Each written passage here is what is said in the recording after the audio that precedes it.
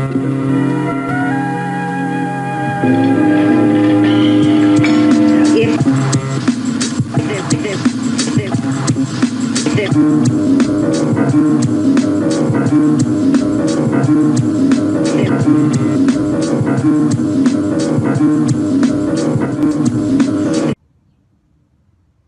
everyone and welcome back to the channel. Man, it's bright out here. Oh my god.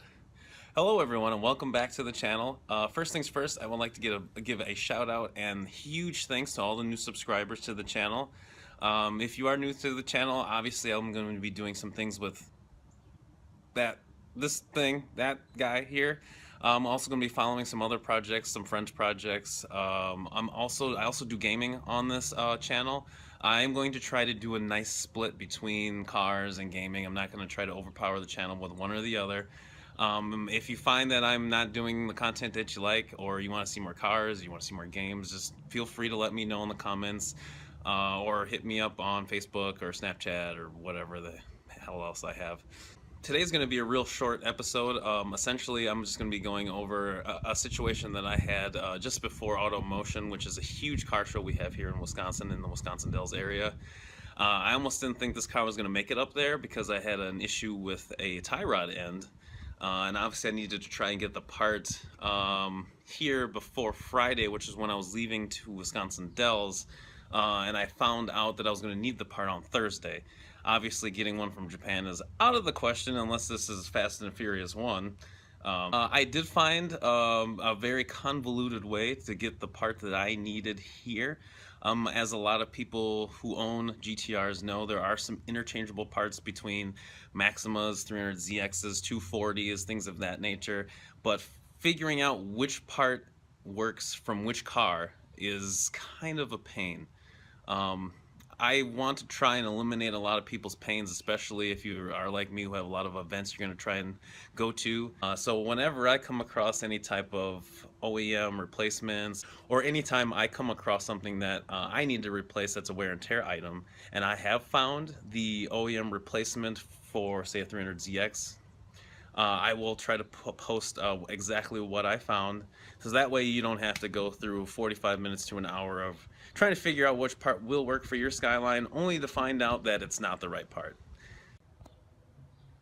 Now, in a previous video I did that was entitled "A Warning for Skyline Owners," essentially that was about people who are going to be lowering their cars. As you can see, I have adjustable coilovers on here. Most of these cars either have adjustable suspension or will have adjustable suspension on them, because they do look a bit monster trucky in their OEM form. When you do that, these inner boots, at least I found, the inner boots here, the one that you're looking at, they will tear. I replaced this boot the same method that I replaced the passenger side.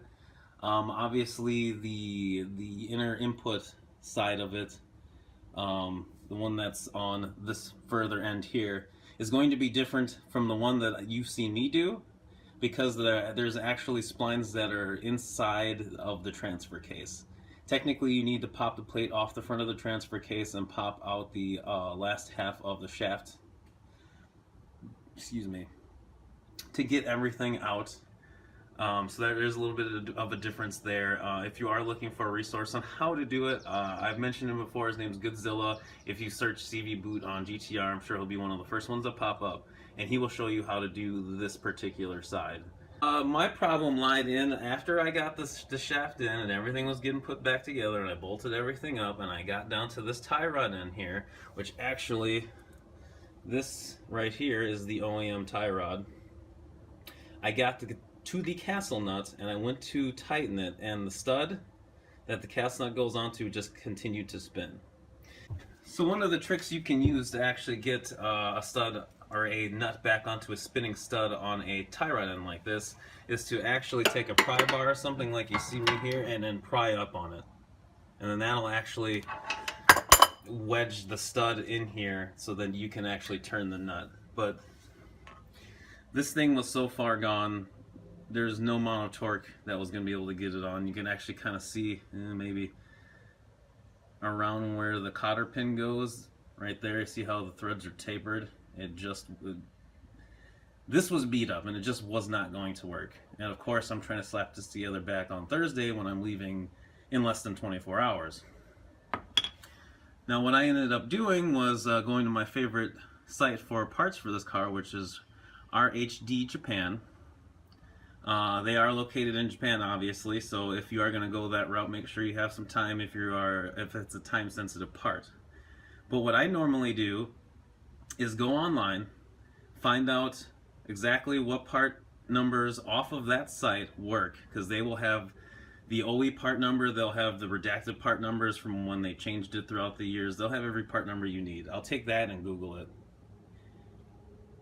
Or I'll go down to the compatibility list on the bottom, and for this particular tie rod end here, this is compatible for Nissan Zafiros of the same year, R32 GTRs, and also 300ZXs.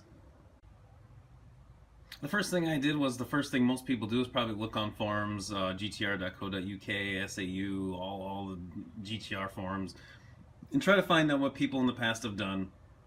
And that's exactly what I did, and I found 82 different answers. 94 Maxima, 95 Maxima, S14, all sorts of things. Infinity, you name it. I've cross-referenced it. I actually ended up getting, when I ordered this from O'Reilly, I ordered 3 different part numbers, one for a Maxima, one for the 300ZX, one for the 300ZX turbo and non-turbo, I do believe.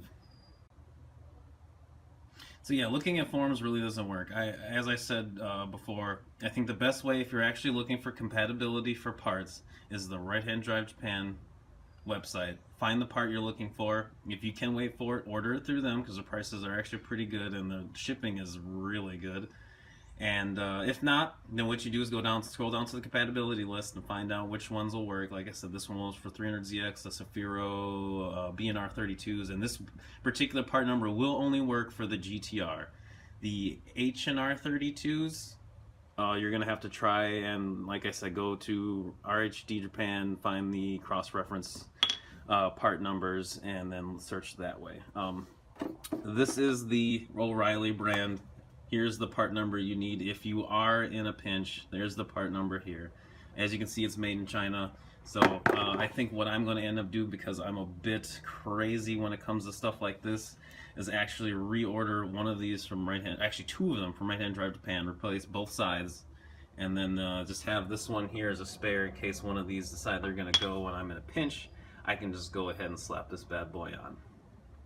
So this was just a little quick, little short shot for those who own GTRs and may run into this. Like I said, it's 26 years old. If you put the adjustable suspension on, then you might have to do the boot, in which case you're going to have to pop that, and you might find yourself needing a new tie rod end. So hopefully this helped you out. Thank you for joining me on this video. Like, comment, subscribe, and hopefully I will see you on the next one.